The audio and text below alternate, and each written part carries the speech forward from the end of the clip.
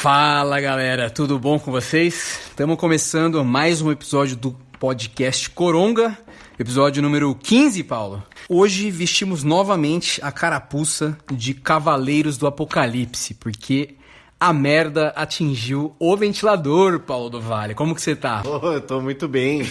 Vamos lá, né? A merda no ventilador, então, aqui no episódio 15 do Coronga Cast. Já viram, já. Quando o Léo começar a apresentar é porque é merda no ventilador. Fica assim. Eu tenho uma pergunta pra você antes da gente ir pro papo sério. Você é um cloroquiner ou um quarentener?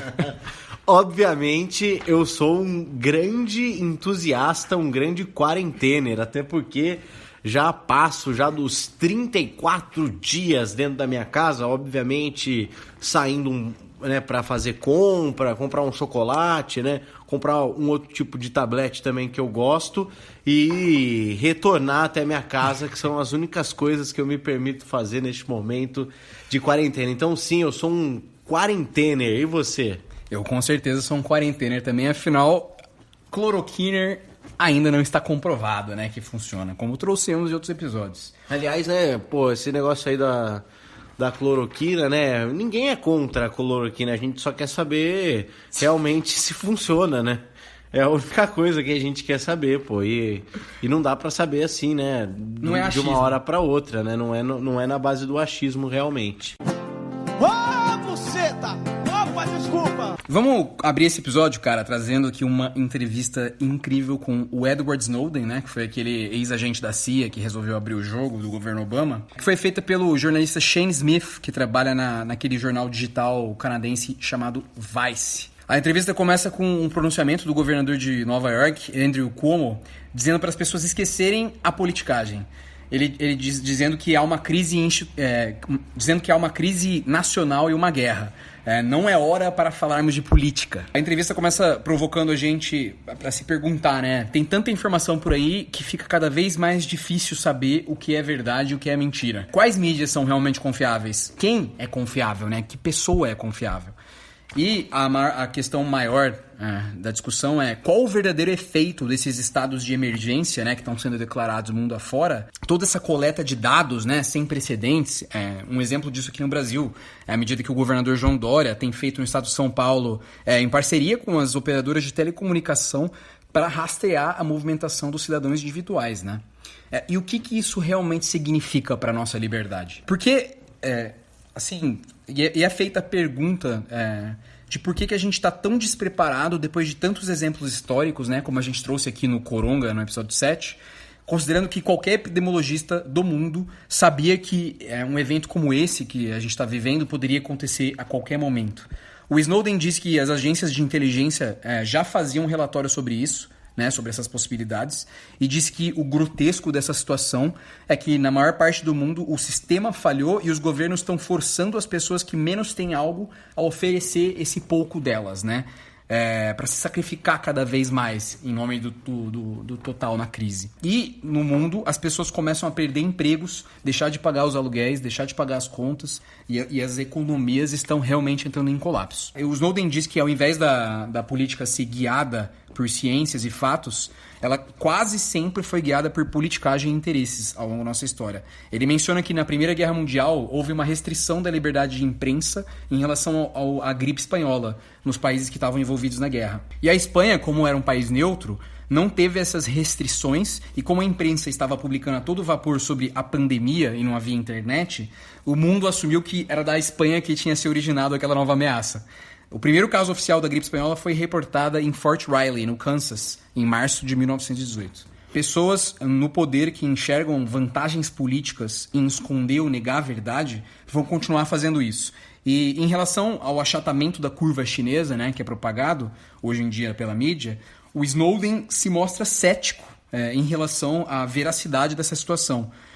Uma vez que a China está, nesse momento, expulsando jornalistas ocidentais do país, minando qualquer tipo de trabalho de jornalismo independente sobre a situação local.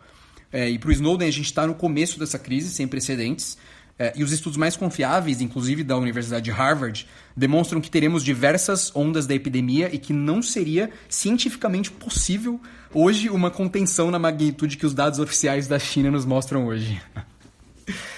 Absurdo, né?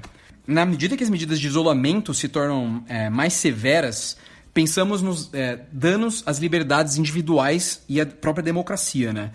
Todo mundo está com medo, sem esperança, sem pensar muito no que o amanhã vai ser de verdade, com base nas decisões políticas que estão sendo tomadas hoje, né? Aqui no Brasil, no mundo inteiro. O Snowden traz pra gente que na Coreia do Sul, o governo manda mensagens para as pessoas que entraram em contato com infectados do coronavírus. Então, por exemplo, se você tem alguém na sua família que pegou coronavírus, o governo automaticamente já envia uma mensagem para você. Ele sabe quem é você. Ele consegue te rastrear no seu celular e falar, ó, seu parente tal, essas são as precauções que você tem que tomar, pá. Que passa um pouco também pro que está acontecendo aqui, principalmente no estado de São Paulo, né? Que o governo já tem feito através do rastreamento do celular, essa questão de saber se as pessoas estão ficando em casa, né? Porque é só bater dado com dado, né? O número, onde você mora, onde estão suas coisas, e se você saiu ou não de casa, e até para mandar mensagem, né? Essa semana todo mundo recebeu aí mensagem, detectamos mais casos na sua região. Então é um começo, tipo assim, é só mostrando pra gente, ó, se a gente quiser, a hora que a gente quiser, a gente sabe onde você está, o que você está fazendo, o que você... Tudo aquilo que a gente já vem falando, sendo usado, claro, num momento extremo, num momento em que é preciso, muitas vezes, algumas atitudes mais firmes, né? Porém, isso mostra a fragilidade da nossa liberdade com relação a sermos o tempo todo vigiados, né? Exatamente. O Snowden, ele explica que o telefone se transformou numa espécie de tornozeleira eletrônica das pessoas, sem elas saberem, né? Eles rastreiam a gente por meio de um proxy Wi-Fi com torres de celular que funcionam com base de GPS. O sistema funciona tão bem de forma que todos os telefones do país podem ser rastreados apenas por estarem ligados. Você não precisa nem estar conectado na internet. Se eles quiserem, eles conseguem rastrear você por GPS hoje em dia. Não, e o pior também, né? Imaginando a situação que você tá... Beleza, eu vou ali, eu vou deixar meu celular em casa para que, né, lá no sistema dos caras lá que estão me rastreando, eu esteja em casa. Mas aí tem um dispositivo, como a gente é viciado em mexer em celular, meia hora sem mexer, os caras já ligam um alerta, já, ó, esse cara já não tá perto do celular, ele tá fugindo já e já vão atrás de você de qualquer jeito. Então, acabou, amigo, acabou, não vai cantar liberdade mais pra ninguém.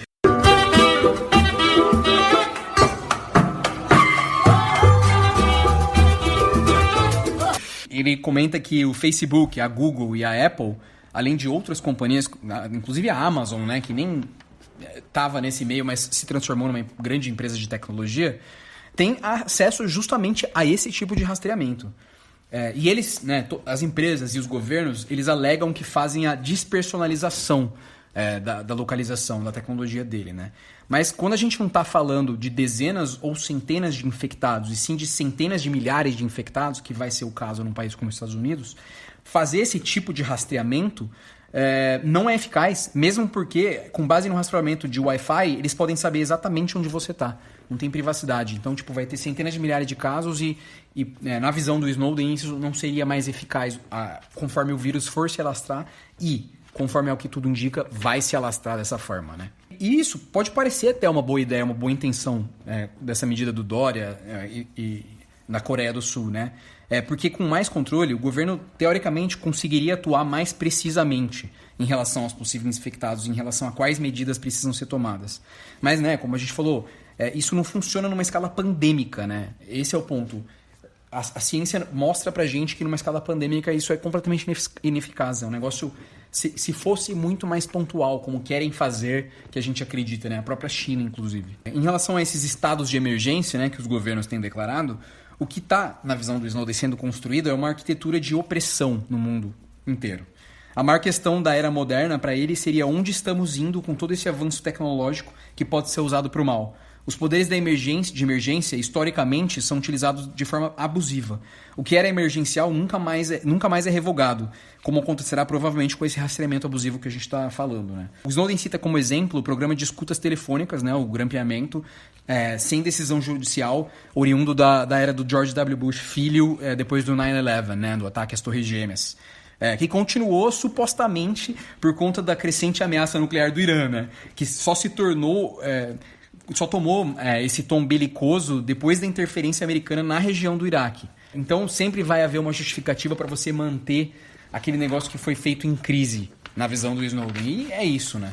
É isso, eles não vão reverter essa grande arma que eles têm agora, que é a informação, né? Além de tudo isso, o Snowden alerta para o crescente número de governos autoritários no mundo ocidental, né? Em lugares que, até recentemente, ninguém imaginaria que fosse possível, como a Polônia e a Hungria, que são países da União Europeia que, assim, é assustador. É um negócio que realmente acho difícil, que alguém há 10 anos atrás falaria, dentro da União Europeia vai aparecer um país parecido com a Alemanha nazista. Aconteceu, Paulo do Vale. E se a gente está tendo esse autoritarismo espalhado, né, leis de emergência e sacrifícios de direitos, como inclusive aconteceu nessa terça-feira em Brasília, com a aprovação da medida provisória do contrato verde e amarelo, que retirou mais direitos trabalhistas a pretexto de gerar novos empregos durante a crise. Ao todo, né, essa proposta do governo revogou 42 artigos da CLT, que é a Consolidação das Leis do Trabalho. A principal mudança estabelece que as normas aprovadas em convenções e acordos coletivos vão prevalecer sobre leis ordinárias e súmulas do Tribunal Superior do Trabalho. É assim, um acordo coletivo de classes, né, do sindicato e as empresas, valeria mais que a lei e até que as decisões do tribunal que são utilizadas, sabe, para embasar certos argumentos jurídicos. É muito grande. E o problema é que essa negociação é desigual. Os patrões têm mais poder que os empregados, que são forçados a escolher entre a retirada de direitos e o desemprego, igual acontecia na Revolução Industrial. Outra mudança desfavorável ao trabalhador é a redução de multa por demissão sem justa causa, que cai de 40% para 20% do valor depositado no FGTS. Além disso, a Câmara dos Deputados deu um novo presente aos bancos ao aumentar a jornada de trabalho dos bancários. E lembrando, né, que em 2017, quando o Congresso aprovou a reforma trabalhista do governo Temer, o então ministro Henrique Meirelles, do Chama Meirelles... Olá, pessoal, eu sou o Henrique Meirelles e eu vou dar para vocês 5 segundos para me dizer um trejeito do Henrique Meirelles. Prometeu a geração de 6 milhões de novos empregos, né? Os trabalhadores perderam direitos, mas a criação de empregos ficou na promessa. Quanto mais disso acontece, né, mais a gente sacrifica a nossa capacidade de resistir à clara e visível derrapada para um mundo menos liberal e menos verdadeiramente livre. Vocês, ouvintes, meus queridos ouvintes, acreditam realmente que após a primeira, segunda, 16ª onda do coronavírus, quando isso acontecer, for uma memória do passado, toda essa nova informação, né, de vida das pessoas não vai ser guardada pelo governo ou pelas empresas? Eles não vão querer continuar ali tendo tudo isso na mão deles? Esses novos recursos tecnológicos serão aplicados para evitar crimes comuns, talvez? Tipo, a justificativa é: saberemos de tudo da sua vida para você não matar alguém. É um pensamento real que o Snowden, inclusive, trouxe pra gente e parece George Orwell, né? É o Big Brother. É quase um Minority Report também, né? Do tipo, estamos prevendo o seu crime e já te prendendo antes. E uma outra questão também, trazendo pro atual, até já fiz uma referência aqui sobre essa série, Westworld, que tá na sua 3ª temporada na HBO. E eles já estão numa fase que mostra um mundo bem futurista, e quem está por trás do mundo são empresas que elas determinam como vai ser a vida de uma pessoa para investir nessa pessoa. É uma coisa assim, é um absurdo. E aí eles conseguem prever que você vai, por exemplo, se matar. E se você vai se matar, eles investem pouco em você, o que vai fazer com que você se mate. Entendeu? Então, assim, eles poderiam até... É uma questão assim, eles desenvolvem pessoas, mas eles poderiam até te salvar. Mas eles colocam você como alguém que vai dar problema, vai dar trabalho, eles investem, e aí eles acertam o seu futuro, que eles deixaram de investir por causa do seu futuro, mas eles que cavam o seu futuro. É algo impressionante. E só aproveitando, antes da gente seguir o assunto, para avisar os Paulo Cogos que nos escutam, os bolsominions de plantão... A favor da liberdade, anarcocapitalistas aqui, a direita toda, todo mundo contra o Dória. Que isso não é uma teoria da conspiração para falar que o coronavírus surgiu para que as pessoas pudessem tomar atitudes. Até porque, né, até às vezes a gente se pergunta, então se os governos estão